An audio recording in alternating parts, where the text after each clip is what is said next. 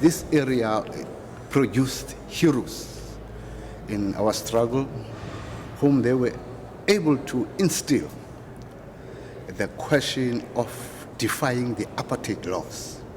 In fact, this is a red location. This is the oldest area, coming from 1900. There was one of the heroes, leaders who have passed away, known as Ernest Malgas, Snokwane, who was the volunteer of the African National Congress, but he passed away. Before he passed away, he said to one of Rory and some of other tried and tested leaders, please, we need to reflect the memories of the history of struggle that took place in this particular area. We have extensive levels of very deep poverty in South Africa, alongside, of course, great wealth. But the poverty is ghettoed, it's in the old black townships, and it's stuck there, and we've got to try and change that. What we have here is, I think, an exceptionally ambitious project for a small city like Nelson Mandela Bay, Port Elizabeth. It's essentially going to be 5 buildings when it's finished, 5 public buildings. Number 1 is a museum of the history of the struggle, and that, of course, is up and running and has been operating since 2006. The second and third buildings are the buildings we're looking at right now. It's the art gallery that we're standing in, and it's the digital library and library archive. They're underway, they will be finished in January of next year. And then the fourth and fifth buildings are the performing arts complex, which will be essentially theatres, cinemas and conference facilities, and a school of the performing arts, where local children who have an interest in these matters can be taken into the world of the performing arts, the world of music, the world of painting and pottery and things like that. If you take Red Location just as a place, as a neighbourhood, it was at one stage a place where you had politicians living here who were acting against apartheid. You had an underground guerrilla movement that was accommodated here. You had artists like George Pemba painting and making art. Winston and Chona worked here for a while, although John Carney came from New Brighton, he didn't come from here. And Winston Chona is a great, not only actor but playwright. He wrote Siswi Bansi is Dead, co-wrote it with John Carney and Athol Fugard. So the point is that you had there that incredibly rich mix of activities happening simultaneously in the same space, which is what makes cities, that kind of simultaneity, the multifunctionality and so on. It just happened in shacks and on open street corners because people were poor and they were being suppressed by a process of racial discrimination. So there's a kind of sense of saying, well, how do we build on that? Because that's the model that we need for the future to create sustainable, equitable cities. And so we're trying to build an alternative to what's happening in the rest of South Africa, where our cities are getting emptied out. People are being dumped on the periphery of the city and live in these huge dormitory places where there's nothing happening around them. They have to travel huge distances to get to work or get to the city where, cultural activities are. And so on. We just in Cape Town built a gigantic big stadium in the middle of Greenpoint, which is 30 kilometers away from where the majority of soccer fans actually live. I just can't, it just doesn't make sense. So in a sense, what we're trying to do is we're trying to provide an antidote to the poison that's killing our cities, which hasn't stopped since apartheid went. We now have a just society, we have a great constitution, but we have a government which is hell-bent on simply doing what happened during apartheid times, which is to build more and more suburbia, to create cities that spread further and further into the countryside, and not try and address any of the issues that we've been talking about. So we're hoping that this development will act as a model, as an alternative to what's happening in the rest of the country, and that people might come here to look at it and say, but hey, it actually does work. It's cool that people live in the shadow of a gigantic big city theatre, and they work as ushers, and they go to the pub at night time for a drink with their friends, which is what people do elsewhere in the world, but we don't do it anywhere in this country. So, hopefully that'll work. It came about after the Anglo-Boer War, where the pieces came and erect here for these British soldiers. And after some time, there were people coming from migrant labourers, coming to New Brighton for socio-economic things. There's a lot of artists in the Eastern Cape in particular, and in the Metro obviously is Eastern Cape, that have not been exposed to it as artists.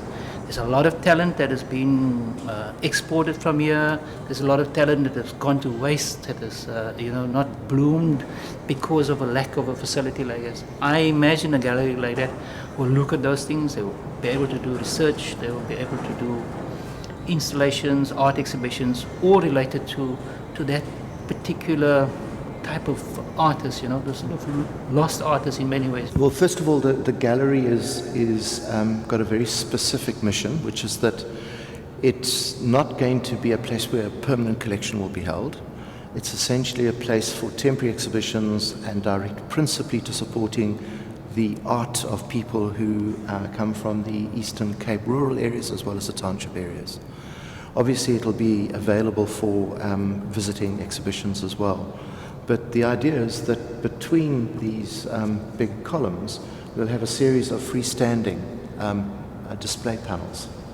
And underneath the concrete box gutter, we have a system of circular pipes, which mean that you can move the panels and sort of locate them almost anywhere you want to.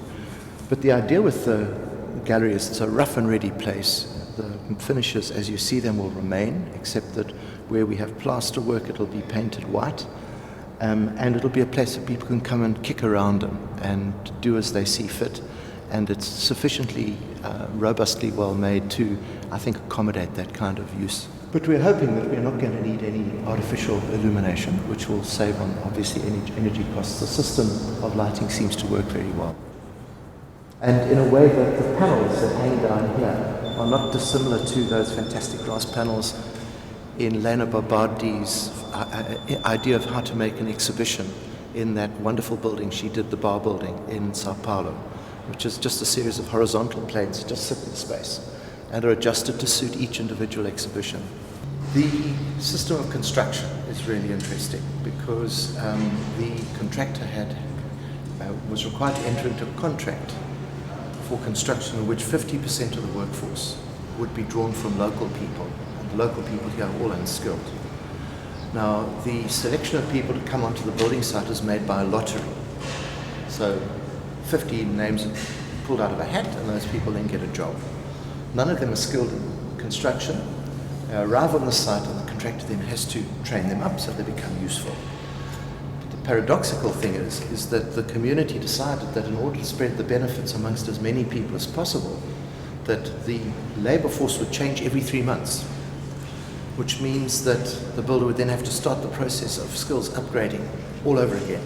So in an 18-month construction period, which is really the construction period of these two buildings, the contractors actually had to train up 6 different teams of people to work on the site, which is absolutely phenomenal. But it's part of that spirit of constructive engagement about skills uptraining, skills upgrading, skills transfer, etc. that happens. Talk of the digital libraries where people will be taught when they get there. There's a school where people will be taught how to operate that computer hub. And so that they can able to check the kind of a research and the information which you cannot find anywhere, and the old newspapers of 1950, which is going to be the archive within that kind of this digital library. It's going to be marvelous. I think it's the first of its kind in Africa. For me, South African cities are about streets. They're not about squares. They're not about public plazas and stuff like that. If you look at all the great South African spaces, they're always about a street that's a tough edge and it's got lots of activity that happens along its edge. So, for example, with the library, I wanted to create a building that actually became a wall to the street. But then it had a number of programmatic elements. There was an archive, there was a gallery, there were storage spaces, there was an entrance space. And what I was very keen to do is to give each one of them an independent expression, but then how to tie them together. So the idea of the canopy then became this very important kind of way of creating a horizontal line which mimicked the ground line, but which allowed the building to negotiate the changes in level as it dropped down the site. And then above that, one could display the different roofs and the different components of program and try and find a way of tying them together compositionally.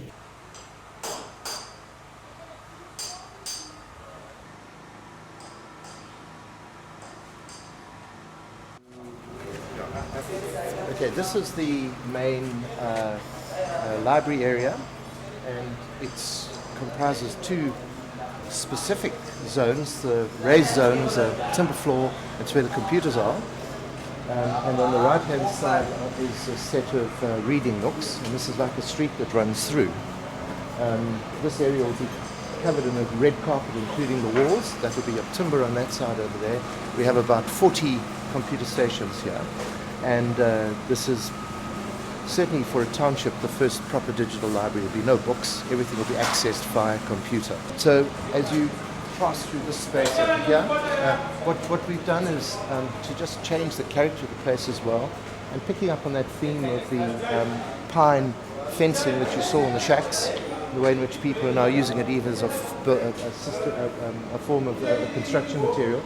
The floors are timber, and they rise up against the wall so that the line of the tongue and groove boarding follows up onto the wall.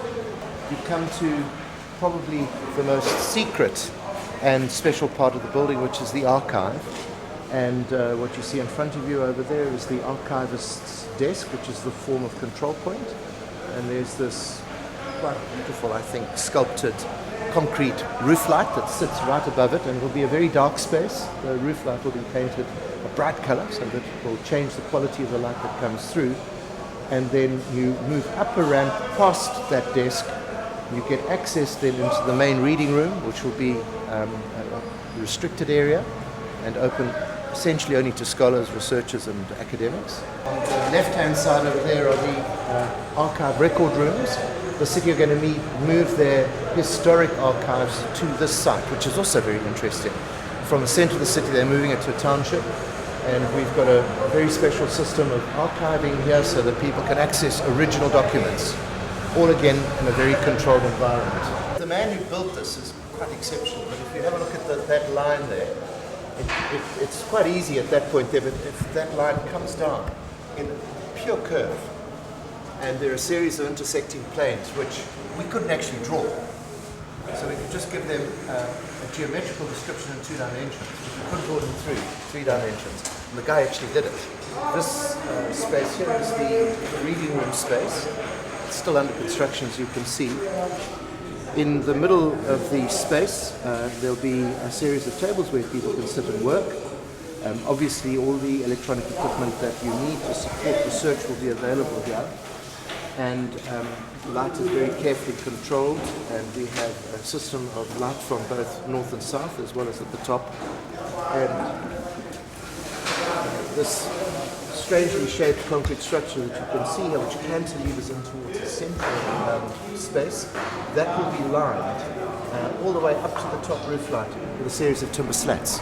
So it'll be a very beautiful, delicate light that will come in here. One of the nicest stories I can tell you about this space is that a young man from the red location community, a real jiver, was taking a group of people on a tour of this building. I don't know, he'd become a self-proclaimed guide. And the story was that apparently he said to one of these people, who was a city official, that as a young man he'd always dreamed of owning a motorbike until he came into this space, and then he wanted to own this space. And I thought, that's really cool. If you're to all the conventions of how you build housing and what the relationship of housing to public buildings are. So this back wall that you can see here will actually be the backyard of some of the housing that we're going to build. So the housing is going to be pushed right up to the edge of the building. It's not going to be a kind of green space or a cordon sanitaire or anything. It'll be pushed right up against the back of the building, which I think would be really cool. I mean, I'd love to have a building where you could play, you could play tennis against the wall, the archive, We just got to make sure the acoustics work, but that'll be great, So it's really that idea of compressing kind of activities one into the other and jamming them together, and I think it's at that point where they get jammed and you get kind of difficulties that real quality lies, and that's what we want to do here. Come to the question of the 210 houses. The first phase will have been finished. Construction of houses which will have moved simultaneously with the construction of this museum.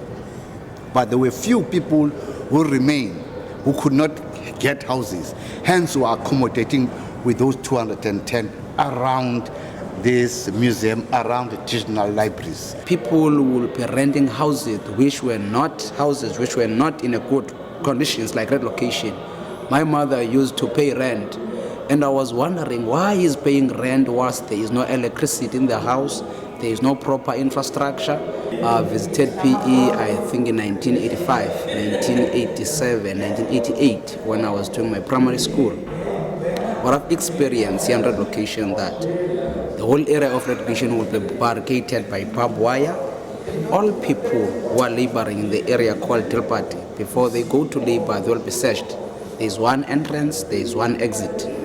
It was really scary. So to grow up in Red Location has got a lot of experience, political experience, also the socio-economic experience that I've experienced here. There was a clash between community and the municipality because the community didn't understand the concept of museum. They thought that it's going to be a zoo, and also what they were thinking was that what is important first is houses, not museum, because they've been living from some decades in these iron corrugated zinc houses which were not maintained by the government. Before we were staying in the shacks, those shacks were built by the zinc. Now as government make a development for the communities all over the Nelson Mandela or whatever area. Now here in Red Location now, we've got a library at Garare. So we are very proud of that because the first time to see the black people have those buildings like that. It attracts those houses. And also it will be beautiful, beautiful. If you're going to do Red Location, you see those buildings, it will look like we are living in town. But we are here in location, there's no difference. Though transformation, it's not an event, it's a process. I think people are gradually being transformed by these buildings that are here now, the whole precinct. I think it won't take 6 years, 5 years. It is a long process that we have to undergo, that process of transformation. The competition offered for the first time, I think, in South Africa, the chance to really engage with the issues of transformation. There's a lot of words have been expended in talking about transformation and making good the inequities of the past and this, that, and the other. But substantially, people still live in the same conditions as they did 15 years ago. There have been improvements, admittedly, but there's not been any substantial transformation of so-called township areas. And this project offered that possibility.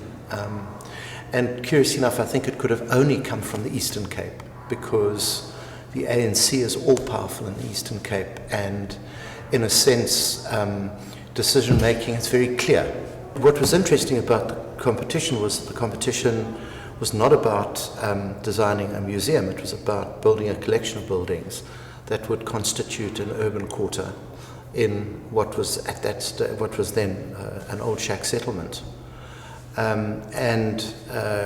We won the competition, were appointed, but because there was difficulty with financing, we were commissioned to do it building by building. So the first building that got built was the museum. It was always a difficult issue with the museum because there was a bit of criticism leveled at the museum because some architects actually felt it was too big, and they didn't understand that it was the first part in a whole kind of process of buildings. And I think one can begin to see now that we're busy completing the next two buildings, how the kind of precinct works itself. But certainly with the design of the museum, the one thing I was very determined to do was to make a big building. I hate this idea that, you respect the scale of the surrounding buildings. So if it comprises small buildings, low buildings, you build everything low. I think that juxtaposition, big and small, really works with the museum because it's created a real focal point in this sort of rather bleak and small-scale environment in New Brighton. Three of the leading figures, in fact, in Eastern Cape politics, Govan Mbeki, who was a Rivonia trialist and a Robben Islander, father of our ex-president Thabo Mbeki, Raymond Schlabo, who was also a Rivonia trialist, and Ernst Malchus, were very determined that the memory of Red Location should somehow be kept alive as a marker of what people had lived through during the years of apartheid, even prior to that. And that's in fact how the project was born. It was the first thing that was discussed in Port Elizabeth after the elections in 1994. I think, if one's going to talk about architectural lessons, but also lessons in building up kind of levels of sociability or social consensus, you need time. We've had to negotiate every single move that we've made along the road, from individual householders living in the area, to street committees, to ward committees, to council committees, to the city government, regional government and national government. And it's taken a huge amount of time, and every decision has been very carefully weighted. But in building up consensus, the project in a sense matured. It matured not only as a design idea, but it matured in people's minds.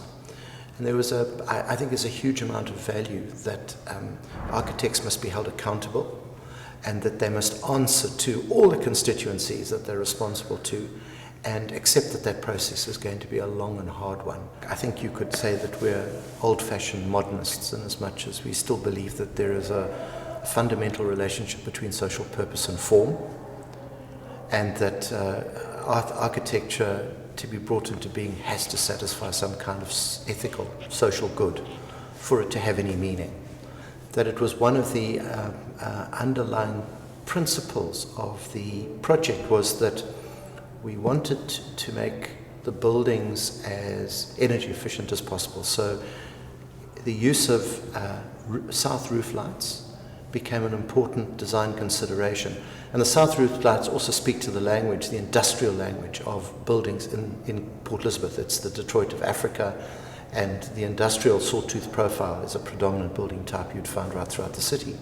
If you look in all three buildings, what we've tried to do quite consciously is to find new ways of describing the program. So, for example, the idea of a museum is treated, I think, in quite a new and novel way through the use of the memory box, which is a very powerful cultural form that certainly black African people understand very clearly. And the idea of a box as a repository of memories becomes then a fantastic metaphor for how to capture the past. It also happens to fit very comfortably into contemporary ideas of how to rewrite history, not through meta-narratives, but rather through the idea of memory. So there were a whole lot of opportunities that we had to come up with new ways of thinking about how to think about a museum, what constituted a museum, how you would represent the past in a museum. Certainly local people who've come into the museum have wandered around the memory boxes, and they have in their own right become a kind of form of memory, because people said they either remind them of tall buildings in the city, or they remind them of shacks, or they remind them of upturned boxes or crates or whatever. So it has a kind of fantastic mimetic quality, which helps people to engage at any level they want to. I think the other consideration in certainly how we made surfaces was to make the building as literally clear as possible. So we have tried to cover surfaces either with large photographic images of what was here before, or in the case of the library and the museum, it will be a series of texts and images from either great works of art or great works of literature, which will then be inscribed on the walls of the building, so that the passerby will literally be able to read the building by reading what is on the walls of the building. And that's a strong African tradition. I've always been interested in South Africa and this notion about what constitutes urban culture. And I've always had a sense that culture grows from the bottom up. And for me, the most authentic places, most authentic urban places in South African cities are the shack settlements, because they're places where people are acting entirely on their own, without any influence or control by state. So for me, if you want to look at how to build, you go to the shack settlements. So in a sense, that's where many of our constructional ideas come from. They come from a careful study of shack construction. But the idea is how to take that tradition which is emerging now and build on it in positive ways, to find ways of being able to develop it, to push it forward. And that's simply what we're trying to do. And it's curious that if you don't use it in a kind of sort of patch-on way or in a pastiche way, people are much happier with it. I mean, we've not had any problems with the fact that we use concrete block or we use corrugated sheeting, because I think we've used those materials in a careful and maybe dignified way, and people read that, and hopefully it will propel people into thinking for themselves about how they can take charge of those technologies and develop them in their own houses and the construction of the spaces and in these settlements. I think what marks red location is special. For me and for many other people, it's considered to be a national site of struggle. It's a national site of importance. Now, it's got this really interesting history because many of the buildings that constituted the first settlement of red location came from a Boer concentration camp in Uitenhage, which was dismantled at the end of the Boer War and reassembled in red location. A battalion of British soldiers arrived, and after a few years they moved out, and the first settled black African community in Port Elizabeth moved into the barrack buildings, and they became homes. Now, two things. The important thing about that was that probably is the first properly settled urban black community in the whole of South Africa. It was in 1902. So that in itself is an important element. Because of its preeminence historically, it became a site, a place where the local intellectuals gathered. It became a place of great cultural diversity. And when the resistance campaign intensified against apartheid, it was the place where the leadership emerged in the Eastern Cape, Governor Mbeki and Raymond Nhlaba and others. First passive resistance campaign against the pass laws was mounted by Governor Mbeki on the railway bridge, just opposite from red location, and 2 men were killed there by the police. The first MK underground cell happened in red location, and it happened because, curiously enough, because these were prefabricated Victorian corrugated iron buildings, they had suspended floors and people could hide people and guns underneath the floors. It went through some pretty terrible times. I mean, for example, there was never proper sanitation, there was all kinds of dirty tricks played by the state in depriving people of water, all kinds of things. But it survived. The same spaces that were used to incarcerate Boer women and children against colonial rule were then used to accommodate black men, women and children who fought against apartheid. And they were fighting against the self-same Boers. Now, one of the things that, and for me this is interesting, at the end of the Boer War, a group of people led by Emily Hobhouse, who was a well-known suffragette, wanted to build a monument to commemorate the suffering of women and children in war, universal suffrage. And what was a little known fact today is that an equivalent number of men, black women and children, died in a concentration camp. So 30-odd thousand Boer women and children, 30-odd thousand black women and children. The Afrikaner nationalists, the Boer nationalists, took hold of Emily Hobhouse's idea, and out of that grew the idea of the Afrikaanse Vroue Monument, in which all reference to black women and children was denied, and it became a hugely powerful symbol in consolidating Afrikaner nationalism, which led ultimately to apartheid 48-49. So what we said when we wanted to put this museum together, that the legacy of red location was that it was a shared legacy of struggle. It was talking as much about the struggle of Afrikaner people to be free of colonial domination as it was of black people to be free of apartheid. And I think that's what's so interesting about this museum, is that it's a museum that's actually rooted in popular culture and working class culture. And a lot of the expression that you will find is to give people the right to claim for themselves, who live in shacks in the shadow of the museum, that this is their struggle and they fought for it, and it's their history that's being accounted for here. Working on this idea that, you know, culture grows from the bottom up, and that you need a condition of democracy for that to happen, first of all, where people can feel free to express themselves. It then becomes a very slow and long, hard and arduous process. It takes place over a long period of time, and it's in the hands of people to take it and make something of it. But I think what we're doing is we're certainly providing them with the instruments to be able to take charge of these processes and make it meaningful. I'm proud of what I've did here, but this was quite important and a challenge for me, with all the detail and everything. To be honest, it's a good thing to build buildings like that with all the curves and all the structures and plinths and everything. It's a good thing for the people from the location in this area here. From the local community, we have to take people and train them there, and it went quite good. And as I must say, for the future, I'll do it again, working with the local community. It's quite important. There was no hassles, and everything went free. The canopy and the curved roofs in the gallery. That was the most nerve-wracking things to do in this project. I will come back. I'll bring my children, even my grandchildren, I'll bring them back to come and see what happened here.